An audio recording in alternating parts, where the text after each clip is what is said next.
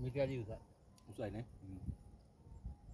මේ නැග්ගට පස්සේ තමයි මේ කඳු ටික බැලුවම යේලු මලේ කියන්නේ කඳු 7ක් එක තැන වටේට තියෙනවනේ එතන. ඒක යේලු මලේ කියන්නේ. ඔව්. යේලු 7නේ. එතන කඳු 7ක් තියෙනවලු. ඒකයි යේලු මලේ කියන්නේ. තියෙනවනේ. තියෙන කඳු. 1 2 3 4 5 6 හතරක් වැඩි මිසක් අඩු නැහැ. නෑ කඳු 7 ගානක් තියෙන. යේලු මලේ කියන්නේ මලේ කඳ යේලු 7. හතනේ. ජීමල්ලි.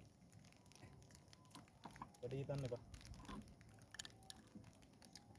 ඒක කොහෙද රෙදි ගෑල් ටික අකුල ගත්ත නම් හොඳයි අපේ ලොකු කාමරයක් තියෙනවා අඩි 4ක් විතර. හරි මා. ඒක චෝට යන්න. මම හිතනවා chance එකක් දෙයි කියලා. බලමු මා. බලමු. සැරට වහිනවා වහලා මෙනවා. බැලනේ එකපාරට දැල් බැල ගන්න.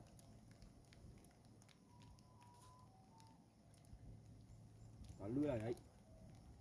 මොනවා? මොකද?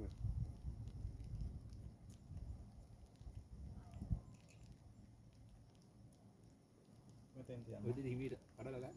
හරි.